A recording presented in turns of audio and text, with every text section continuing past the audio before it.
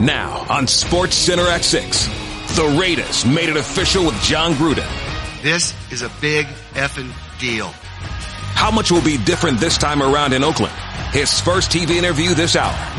After his 6th national title, Nick Saban reveals when he knew he was going to have to make a QB switch. And the Ball brothers made their professional debuts overseas. How much attention did they get? We go live to Lithuania.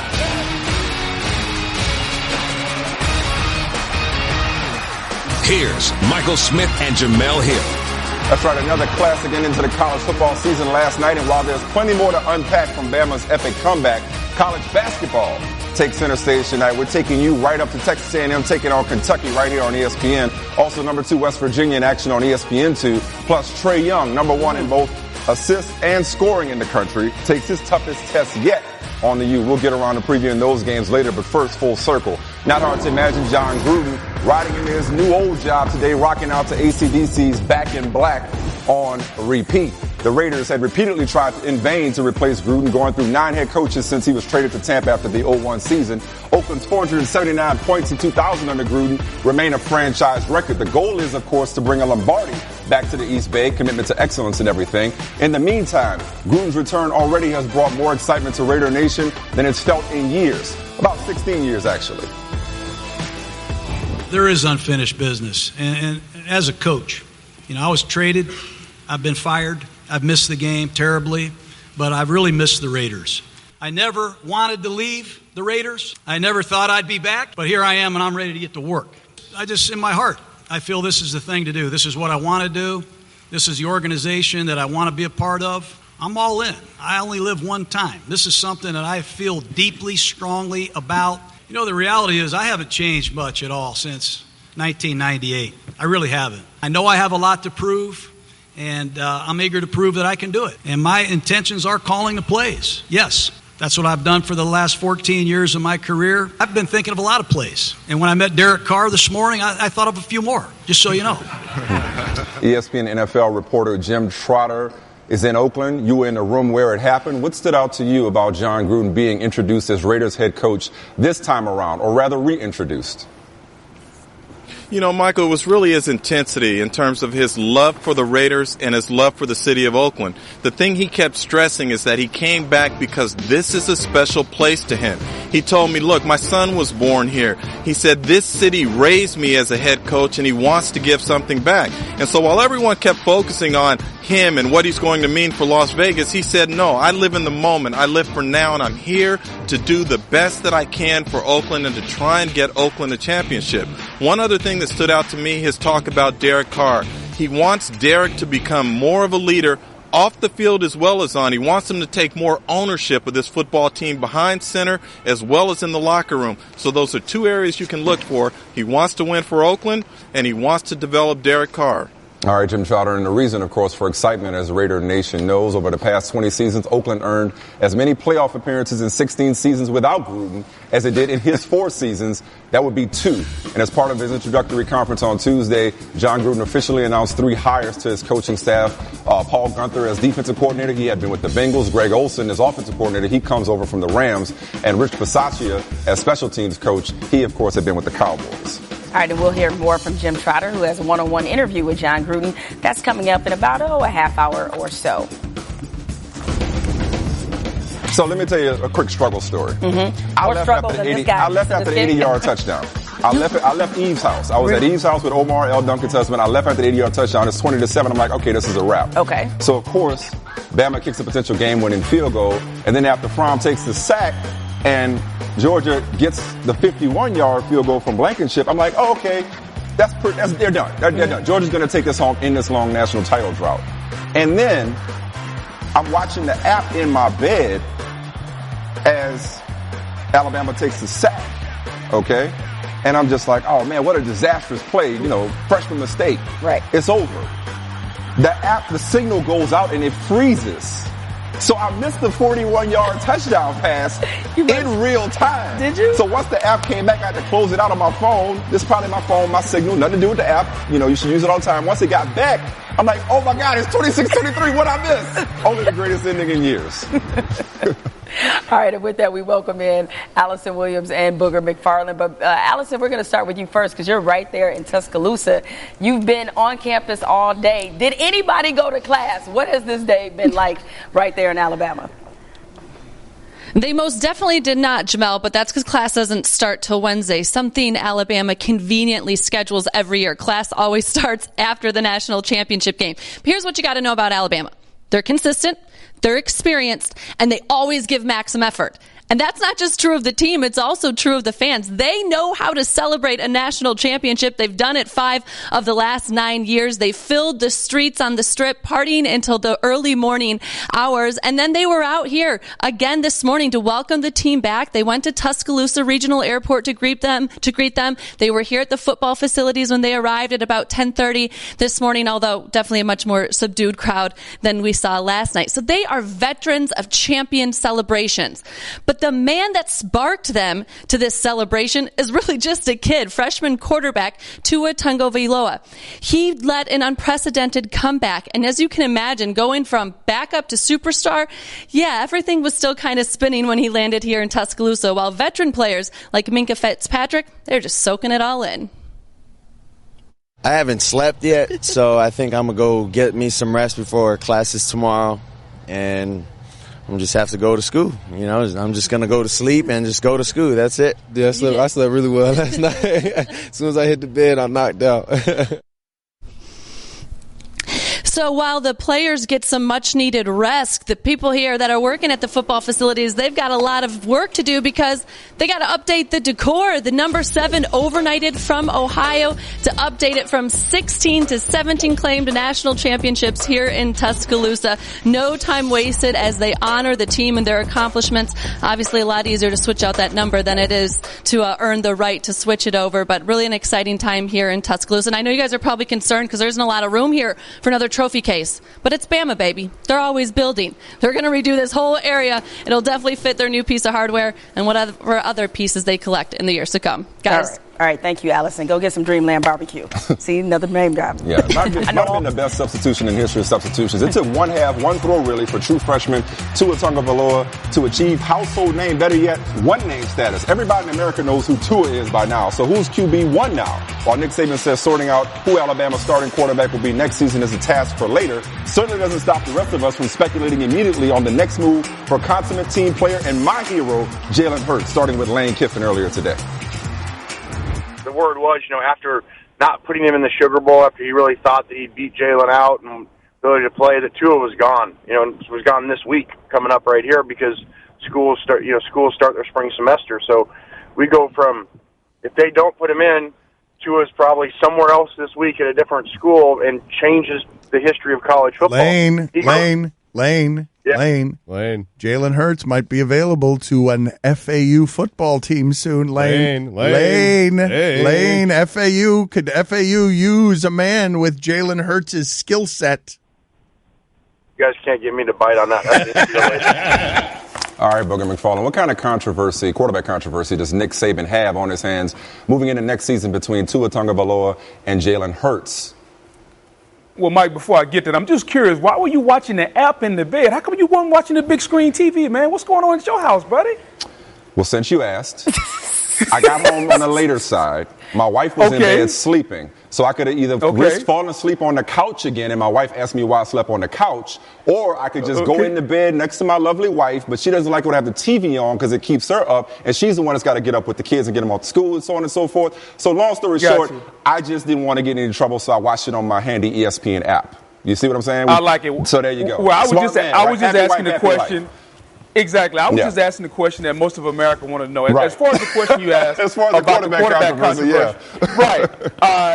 Nick Saban preaches competition. When he goes out and recruits, he tells the guy, listen, I'm not promising you an opportunity to start. I'll promise you a chance to compete. And as far as Lane Kiffin saying that Tua Tagovailoa would have transferred, I don't think so, because he came to Alabama understanding that he wasn't promised anything. He was going to be given an opportunity to compete.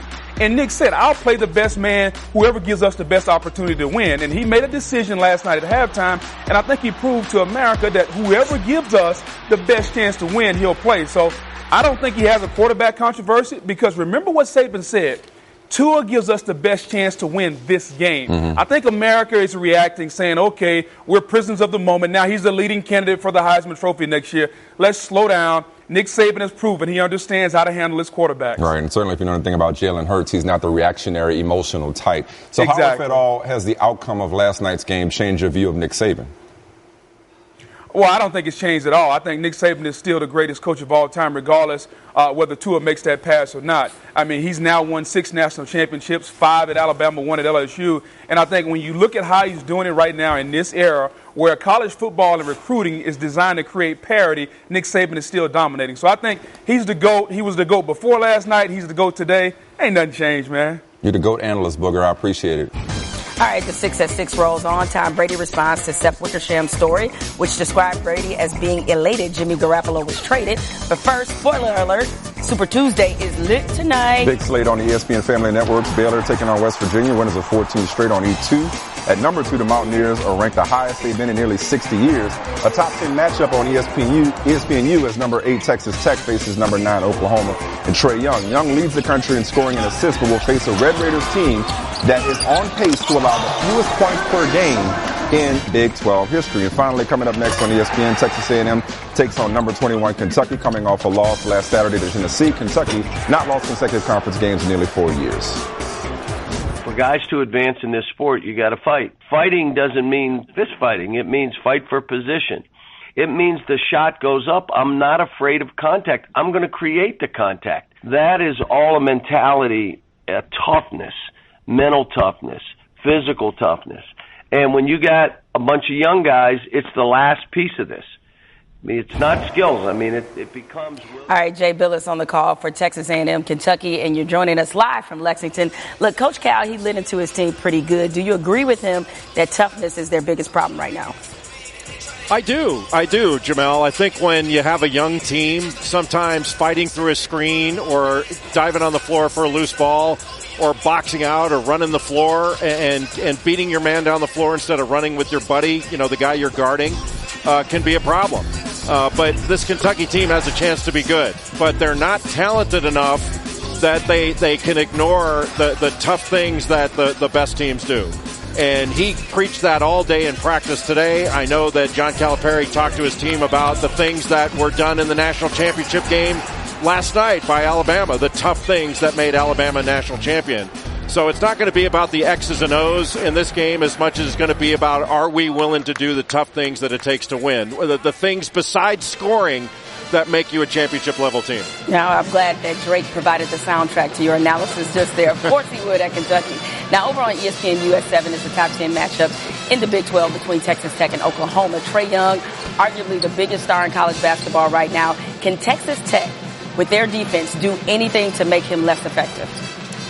Well, that's the key question is how do you do it? There's a lot of people that would say, let Trae Young get his 30 and limit everybody else. And that's a little bit, in a way, what West Virginia did. West Virginia plays the way they normally do. They went after him. He turned the ball over 8 times. He went 8 of 22 from the field. I don't think Texas Tech has, they certainly don't play that way. But I think if the Red Raiders do a really good job of limiting the other guys, you can give 45 to Trae Young and you can still win the game. Texas Tech is a good team defensively, but I think limiting the other players and not allowing Trae Young to have 10, 15 assists is the way to beat Oklahoma, not necessarily trying to limit Trae Young. Yeah, I'm sure Steph Curry will be watching his favorite player tonight. Thanks, Jay. Thank you. Super Tuesday doesn't end with Texas A&M taking on 21st-ranked Kentucky at Rupp at 7 Eastern. After that, it's 5th-ranked Purdue taking on Michigan. Bill Belichick was down to talk 2 topics today. His guy, Nick Saban, taking another title in Tennessee. Hard pass on taking time to answer more questions on Seth Wickersham's hard-hitting expose on the relationship among Belichick, Robert Kraft, Tom Brady, and his personal trainer. As to Seth's report that Brady took great delight in seeing Jimmy Garoppolo traded to San Francisco, Brady took that a tad personally. It's just such a poor characterization of anything. I've never, in 18 years, ever celebrated when someone's been traded, been cut. I would say that's disappointing, to hear that someone would express that or a writer would express that, because it's so far from what my beliefs are about my teammates. Mike Reese with the report now from Foxborough on how the Patriots are handling the fallout from ESPN's report. Mike? Well, Michael, I came out of the locker room within the last couple of hours, and the presence of owner Robert Kraft was notable. He does often visit the locker room, but given everything that's unfolded the last few days, I did catch up with him, and the message from him was clear. This team is moving forward, and that was reinforced by the players as well. Throughout my years here, I've seen a lot of negative, a lot of positive, and the reputation that Coach tries to get us to have is just ignore the noise on the outside. And I feel like that's what myself, a lot of other players have been doing. You just got to keep ignoring the noise and just keep on focusing on what we've been doing all year. I don't care about it, and I think a lot of guys don't really care about, what goes on outside and who writes what, and, if we suck, if we're great, it doesn't matter. So I just think guys are motivated by playing for each other, their families, more than an ESPN article.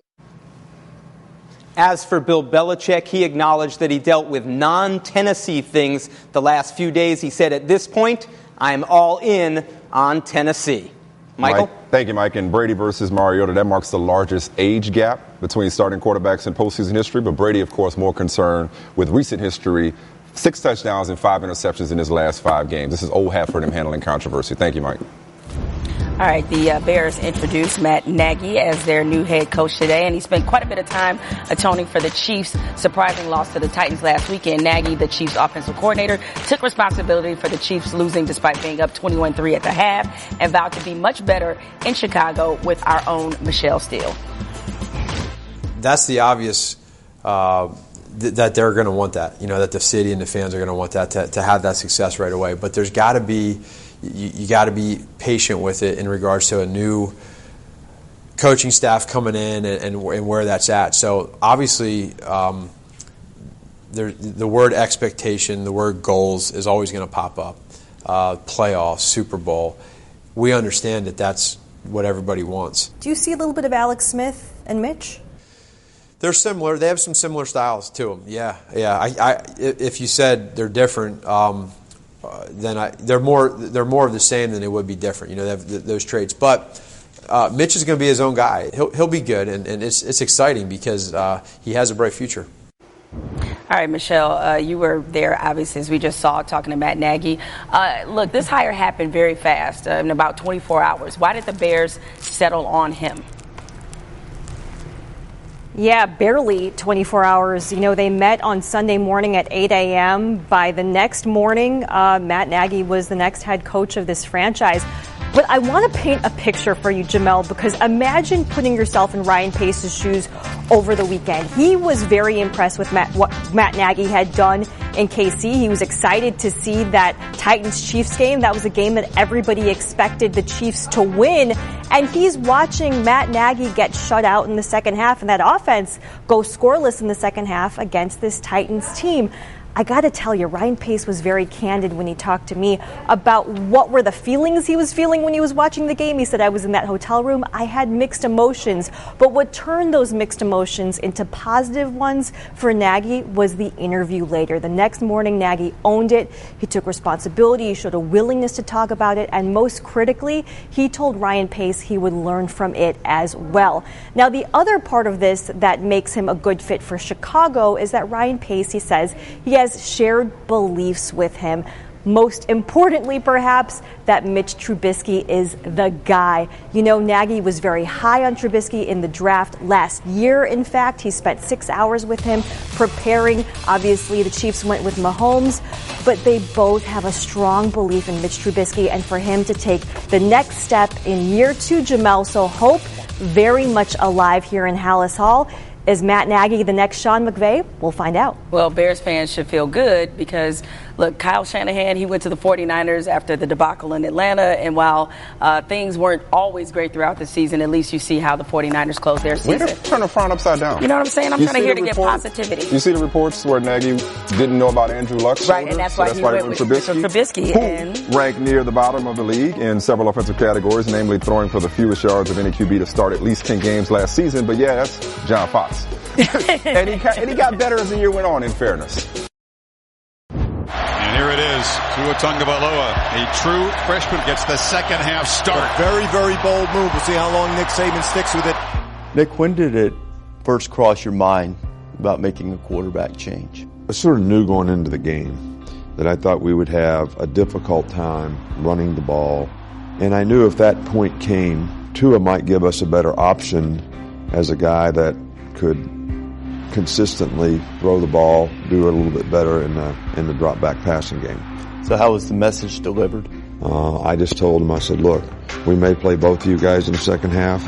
I think we need a spark on offense. We're going to start the second half and make a change. Both those guys have been very supportive of each other all year long, and I saw the same thing last night. Fires to the end zone. Touchdown! Alabama wins! This was a great win for our players, and I've never been happier in my life. Why that moment? Why happiest you've ever been? I think anytime you win a game like that, where you come back in the game and you see the players show and the coaches show tremendous resilience to overcome adversity, whether it was missing the field goal and then coming back and win the game in overtime. But to win a game like that, of that significance, probably created a little more emotion in me than I usually have. A career 6th national championship for Nick Saban. He is the most successful coach today and very well maybe the best of all time. What's your long-term plan? I've always just looked at the next challenge. And I really enjoy what I'm doing. I've been a part of a team for a long time. I don't know what it would be like not to be a part of a team. I know that I can't do this forever, but as long as I enjoy it and feel like I can provide the right stuff for the people in the organization to have a chance to be successful on and off the field, I certainly enjoy having the opportunity to do it.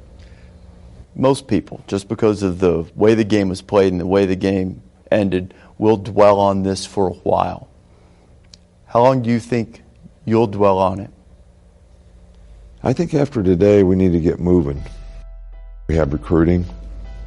We have the players on our team that will be coming back. This is going to be a part of the legacy of what this team accomplished forever. But in a little while, people need to move on. What do you view as your next biggest challenge? Well, the way I look at it is, and I never used to look at it this way, because, people followed my career and I would stay someplace for 5 years, build a successful program, Michigan State, go to LSU, 5 years, successful program, go to Miami, because I was always about building. Well, the one thing I learned to do at Alabama was every year it's building. You're building a new team. You're building a new chemistry. You're building new leadership. It's not like you have to change addresses. And Ms. Terry's not willing to change addresses, so that's not even a choice. So I had to figure out, we just build a team here. I just do it every year at Alabama. I don't say this to bring up old stuff. I say it to make a point. What if Nick Saban had been telling the truth when he said, I'm not going to be the Alabama coach? Then he would not now have 6 titles in his collegiate coaching career, which ties Bear Bryant for most all time. 6 in 22 seasons, mind you. His 6 titles are also more than every other active FBS coach combined. Urban Meyer, Dabo Swinney, Jimbo Fisher, they've combined for 5 titles, which is many as Saban has at Alabama in the last 9 years. See, that just makes me feel even worse about welcoming in Georgia graduate Maria Taylor right now. I cried like a Denzel glory tear for you, Maria. I did just one single right down the cheek right there. I feel so terrible asking you about Georgia after the epic kind of collapse, but what happened? What changed in the second half? Y'all were almost there. Y'all were this close. What went wrong? First of all, from the very beginning, I always said whoever won that game, I would have been just as happy if a Jalen Hurts or Nick Saban was able to pull off a national championship after the way they lost it last year. So I recognize as an athlete what it takes to get to that moment. But in the second half for Georgia, I think the biggest deal, Jemele, was that they didn't have time in the locker room to make a halftime adjustment against Tua Tagovailoa. Kirby Smart is the best at the halftime adjustment, and they did a great job making Jalen Hurts be a quarterback. Defensive coordinator Mel Tucker said coming into the game, we got got to make that guy throw the ball or attempt to throw the ball, and he wasn't able to successfully complete passes downfield in the first. So Nick Saban makes that switch, and Georgia just wasn't prepared for it. And also, they're coming off of a double overtime game. They were getting a little bit worn out. They don't have a ton of depth. And you saw Alabama rolling in freshman Devontae Smith. He caught the touchdown pass. Freshman Najee Harris was a freshman, and Tua Tagovailoa. Yeah, I guess Kendrick Lamar should have performed one extra song, and maybe that would have given them a little more time, right, to figure out what to do with Tua.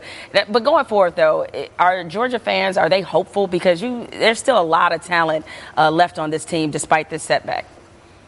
Oh, you better believe it, because at the end of the day, right now, Georgia has the #1 signing class. They also have Justin Fields, who is the #1 overall prospect in the nation. He's already on campus. He's a quarterback. And they've got a true freshman in Jake Fromm, who just took them to a national championship.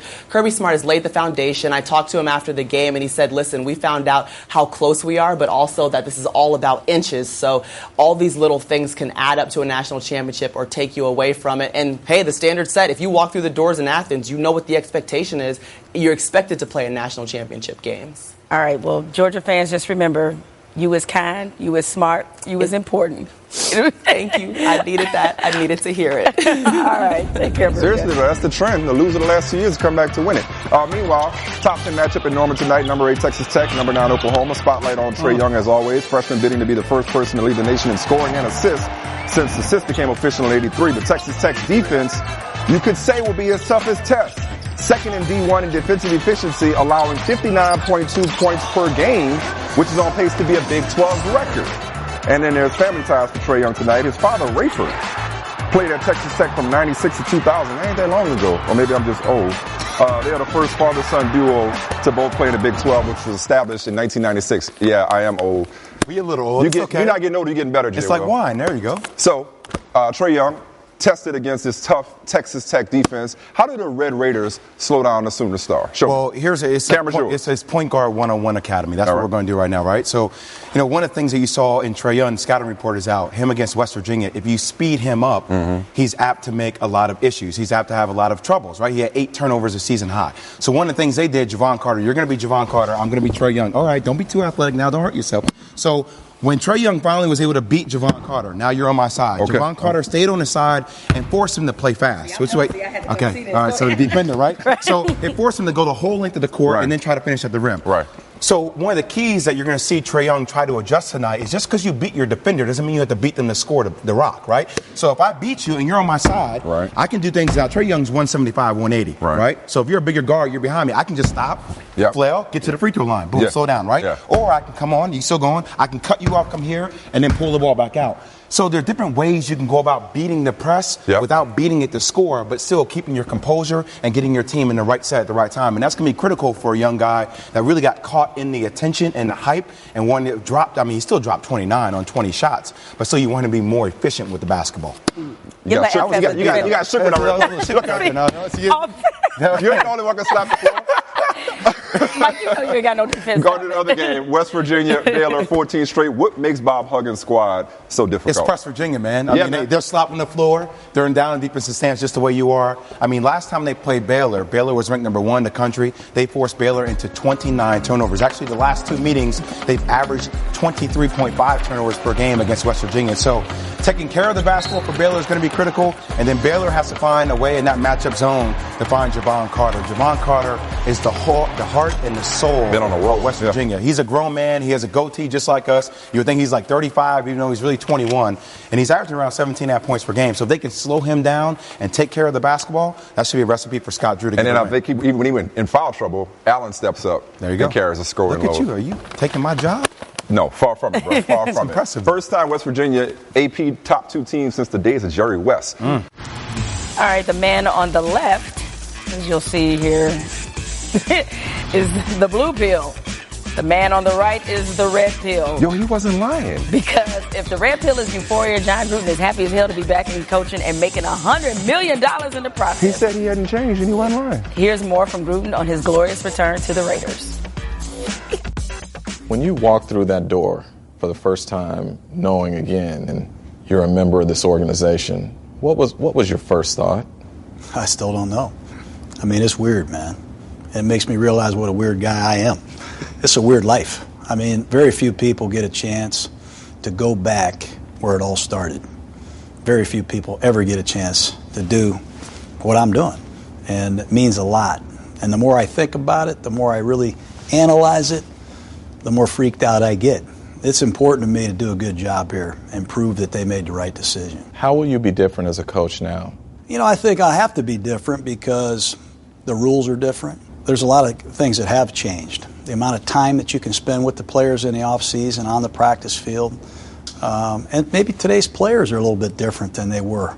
I want to communicate. I want to put the phones down. I want man-to-man, face-to-face communication.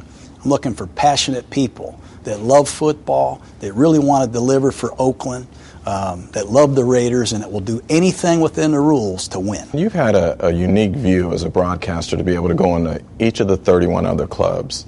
What advantage is that for you as you go forward? I think it's a huge advantage. I used to sit here as the coach of the Raiders wondering, what is Marty Schottenheimer doing? What is their facility like? I wonder how they practice. I wonder what their weight room looks like. And as a broadcaster, I got to go to all these teams. I got to see them practice. I got to see their facilities. I got to talk to their coaches. I learned a lot. And hopefully it's an asset in this new job I have. When you look at a guy like Derek Carr now, what are the attributes in him that you see that can make him a special player? Well, I think he has what we're all looking for. I mean, he has superb arm talent. He can make all the throws from different body positions. I think he's athletic. I think he's more athletic than people think. I think he's a great person. And I think we got to demand more from Carr. You know, give him more responsibility at the line of scrimmage. He's got to be a CEO-type quarterback like Drew Brees. And he's got to be like Peyton Manning was and Tom Brady is, Phillip Rivers. You got to walk in the building and you got to own it. And we need more from him on and off the field. When I say to you 10 years, $100 million, what do you think? I hope I live 10 years. You know, that's what I say. Man, I'm 54 years old, you know. And if I'm not getting it done, you won't see me here for 10 years. And I don't want to take anybody's money. I really don't. I want to earn every dime I make. I don't know if I'll make it 10 years. I don't know if I'll make it 2 years. But you'll get my best shot. How good can this franchise be? I think it'd be the best franchise in sports. I really do. I think the Raider brand is a global brand. And I think the history of this place, you saw it today. I mean, how many Pro Bowl Hall of Fame players were here today? It's got an unbelievable tradition, incredible fan base. I'm thrilled to be a part of it. I'll leave you on this. What's your message to Raider Nation? Just let's go, man. You know, let's go. I appreciate you raising me, and I'd appreciate you re-raising me because we got work to do. And I'd really like to open up some more seats. I'd like to pack this place and have a blast with them.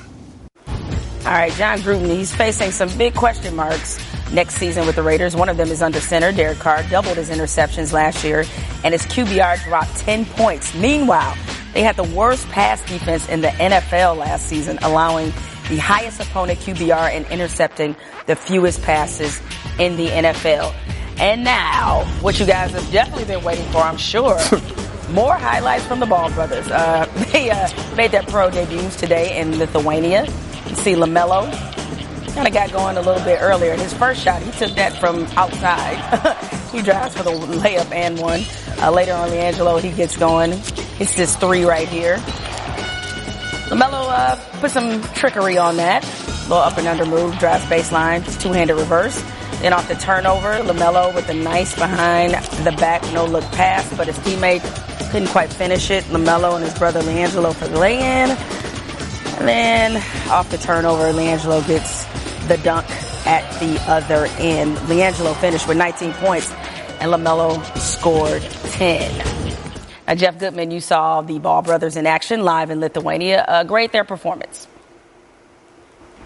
You know what? I've seen them play a lot in AU ball, and I thought they were solid. I thought I'd give them probably both a B. I was more impressed with LaMelo because he's 16 playing up with a bunch of 17-year-olds, where LiAngelo, you got to think about, is 19 years old playing against a bunch of 17-year-olds. So physically, he's much further advanced. But LaMelo was a guy who could really, really pass the ball, and that's what he showed tonight. You know, everybody thinks of him as just a chucker.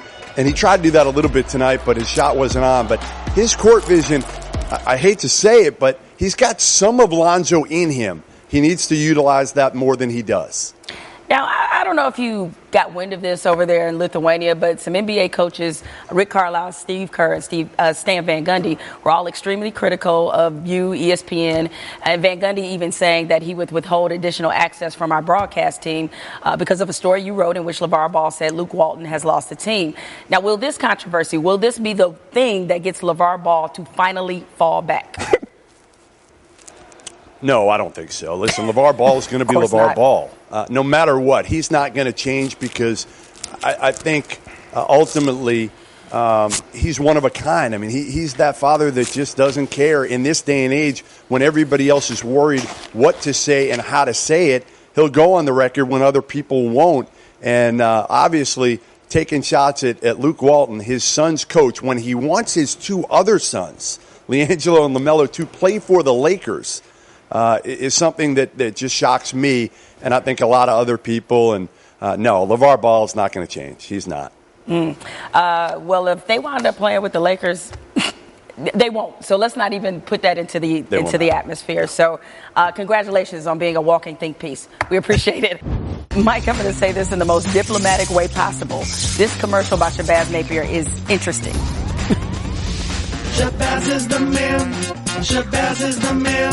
Shabazz is the man. Shabazz. It's not that hard to see. He likes good coffee. Shabazz is the man. Shabazz is the man. Shabazz is the man. Shabazz. That's not the worst commercial I've seen in the last couple of days. The Steph Curry water commercial. Makai Brown. We ever get to the bottom of what was going on with him? Yeah, I wanted that too, because the way I couldn't tell who his anger was directed at. Was it a coach? Was it a player? He almost looked like he was going after a coach, and then he didn't. Like I just wasn't real sure what was happening right there. That was an unfortunate scene. Yeah, it was, and luckily Alabama won because this may have been a bigger deal today that they lost. You know what I mean? So of course Georgia lost, and my man lost it.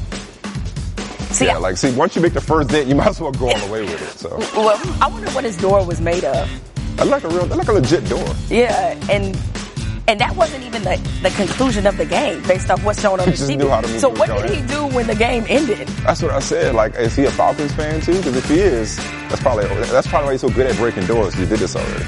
That's disturbing on many levels. All right, SportsCenter at 11 coming up tonight while Gruden returns to the sideline. Also, highlights of Trae Young and his top 10 matchup, and also what's next for Alabama. All right. Before we call it a day, you know who had a good day? Every day is a good day for Herm Edwards these days, right? Right. Look at this. Herm is on Twitter. Herm is pressing send. Oh, my goodness. First the Fat Boys break up, not this. 2018. There's nothing to believe in. I thought Herm was a holdout, not hitting He can't. If he wants to relate to these kids, man, he has to get on Twitter. Look at him chilling. That's it for the 6. Texas A&M, Kentucky is next. Purdue, Michigan after that. Super Tuesday. Trae Young over on the U. It's going down on the ESPN Family Networks. Yeah, we'll see you tomorrow. Later.